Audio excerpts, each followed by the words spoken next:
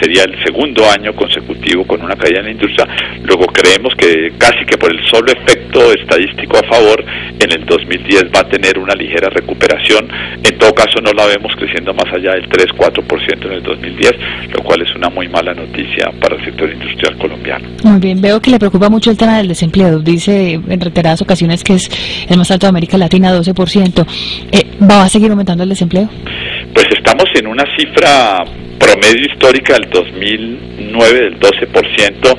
El gobierno pues ha sacado pecho a decir que la cosa no está tan mal porque no tenemos el 14 y el 16% de décadas anteriores. Creo que es un magro consuelo.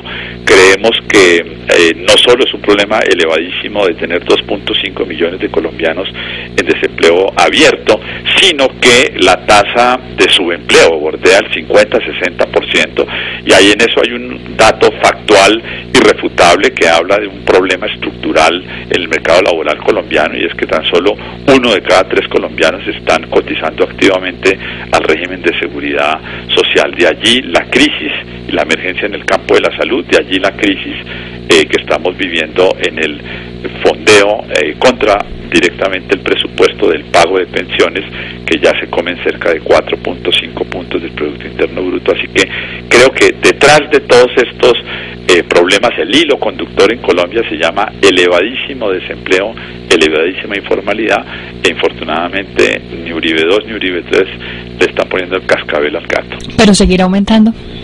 No, yo creo que en este momento, como estamos hablando de recuperación, va a tener ese techo del orden del 12%. Creemos que en promedio debería caer medio punto porcentual a lo largo del año 2010. Cerraríamos con una cifra cercana al 11, 11,5. En todo caso, creo que es un problema serísimo. Te doy un dato. Colombia es el único país de América Latina que creció de forma sostenida y muy bien entre 2003 y 2007 a tasas del 5.5 y fue incapaz de romper la barrera del 10% de desempleo a la baja, promediando entonces unas cifras muy preocupantes del orden del 11% de desempleo. Eso es sencillamente un problema estructural que no se ha querido visualizar y no se ha querido atacar, o no se ha tenido la fuerza política focalizada en eso para hacerlo. El otro tema que le preocupa mucho es el del déficit fiscal. ¿El próximo presidente, sin importar quién sea, va a tener que hacer una reforma tributaria? El próximo presidente de Colombia en agosto de 2010, que ojalá llegue con capital político fresco para gastarlo en lo que corresponde, que es hacer esas reformas estructurales, en nuestra opinión debe atacar 3 problemas centrales. El primero, el que tú mencionas, una reforma tributaria de carácter estructural. Todos sabemos a qué se refiere eso, es decir, taponar las exenciones y, infortunadamente, tener que subir el IVA en un punto para fondear ese descalabro que se ha generado en el campo de la salud y en el resto de los sectores. Número 2, va a tener que enfrentar un problema de flexibilización del mercado laboral y conquistar de alguna manera una mayor formalidad en Colombia. ¿Cómo se hace eso? Refondeando de forma diferente, que en la manera que ya lo hemos explicado en detalle, los llamados parafiscales, y también el taponamiento de las exenciones al capital, pues hará que se incremente la demanda por el trabajo formal. Y tercero, va a tener que encarar este gravísimo problema de la crisis en el sector salud. Ello exige de alguna manera sincerarnos. Yo he dicho que Colombia es un paciente enfermo, esquizofrénico en el campo de la salud, porque queremos tener servicios como en Dinamarca, pero fondeados con los magros recursos de Cundinamarca. Vamos a tener que solucionar ese problema, esa esquizofrenia, y si realmente lo que la Corte Constitucional manda es cobertura universal y servicios ilimitados, que es en la práctica lo que está ocurriendo en Colombia, pues vamos a tener que allegar, como en Dinamarca, los recursos para fondear eso, y eso se llama alza de impuestos. De lo contrario, no todo se puede incluir en el POS. Exactamente, o sea que los sinsabores, digamos, de las últimas semanas es que los ministros, los decretos dicen una cosa, pero después el presidente sale a decir que en últimas en Colombia tenemos, como lo quiere la Corte Constitucional, sin preexistencias, servicios ilimitados y cobertura universal. Pues ni Obama ha podido hacer eso, ni las 15 años de discusión en los Estados Unidos han llevado a un equilibrio en el campo fiscal que permita cumplir con eso. Si Colombia, digamos, de alguna manera ha solucionado eso sin pensar muy bien en su fondeo, pues creo que nos llegó el momento, como lo ha mandado la Corte, que a partir del 2010 hay homologación del POS y cobertura universal, de buscar dónde van a estar esos recursos. De lo contrario, mira, las tasas de TES están reventadas a tasas del 9% en el benchmark, cuando esa misma tasa debería estar por lo menos 200, 300 puntos a la baja. Eso implica que todos los colombianos estamos pagando 7% real en el fondeo de una deuda pública que ya bordea 46 puntos del producto. Entonces creo que llegó la hora de menos discursos, más cifras y más soluciones para ver cómo vamos a sincerar y acabamos con esta esquizofrenia en el sector de la salud. ¿Se caen esos decretos de la emergencia social en la Corte? En opinión nuestra, por supuesto. ¿Cómo es posible que el gobierno vaya en diciembre a aprobar una reforma tributaria? El propio Congreso se la aprueba, pero en enero se abroga una reforma tributaria para subir los recursos, entre ellos del 3 al 16, el impuesto al IVA en la cerveza.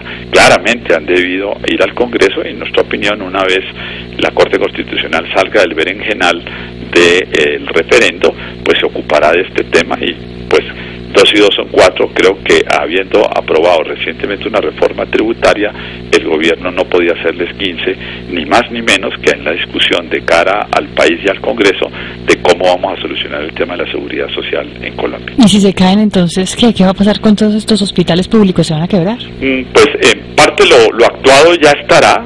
Habrá habido 3 meses de ingresos adicionales en los llamados vicios, pero por eso te digo que muy tempranito en agosto quien llegue va a tener que ponerle el cascabel al gato de la salud.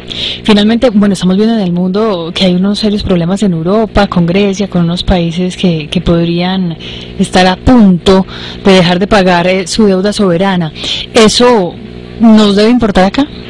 Por supuesto que hay unos vasos comunicantes muy serios a nivel global y la cuarta economía europea, España, está haciendo turbulencia sobre la posición del euro y habrás visto que ha caído de 1,50 a niveles de 1,38 por cuenta del temor precisamente de honrar ese tipo de deuda. Así que todo esto está conectado. Afortunadamente el caso de Colombia no es tan grave en el sentido de que primero el nivel de deuda pues no son ni 70 ni 100 puntos del PIB como lo tienen algunos de esos países de la Unión Europea, pero sí estamos bordeando 46 en el total de deuda bruta pública, y en la medida en que suban las tasas de interés, como seguramente ocurrirá en la segunda parte del 2010, no solo en Colombia sino a nivel global, eso empieza a gravitar sobre el servicio de la deuda de Colombia. De allí la importancia de dar una señal de sostenibilidad y en particular de poner las cuentas fiscales de Colombia por lo menos en superávit primario. ¿Qué quiere decir eso? Que antes del pago de intereses el país debería estar en rojo, en negro y no en rojo. Hoy día estamos en cerca de un faltante de 1 punto del Producto Interno Bruto antes de pasar a honrar el servicio de la deuda. Colombia en el año 2006-2007 logró por primera vez en 10 años que esa cifra fuera positiva en 1%, pero fue flor de un día y enos aquí parados en el 2010 esperando un negativo del 1%.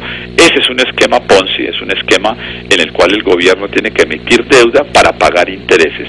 El ideal sería, de alguna manera, no tener que emitir deuda para pagar intereses y tener por lo tanto un superávit primario en un déficit primario. Ahí se resume, digamos, los grandes desafíos de Colombia. Ahora, en el contexto de América Latina, si nos queremos sentir bien, pues baste compararnos con las repúblicas bolivarianas que están cayendo en unas crisis de crecimiento, de energía, de credibilidad, y en ese sentido pues Colombia afortunadamente está en el lote que va para arriba, pero nos han sacado una ventaja muy grande países como Chile, el mismo Perú, Brasil, y Colombia está rezagado allí en ese lote correcto, con un norte bien orientado, pero con unas ejecutorias todavía muy pobres, especialmente en el campo fiscal. Muy bien, pues doctor Sergio Clavijo, presidente de ANIF, muchas gracias por haber estado aquí con nosotros en Hora de Negocios de Caracol Radio. Mucha suerte mañana en este seminario macroeconómico que organiza ANIF y de desarrollo sobre esto que estamos hablando, recuperación internacional y local en este año 2010 y qué tan sostenida va a ser. Muchísimas gracias.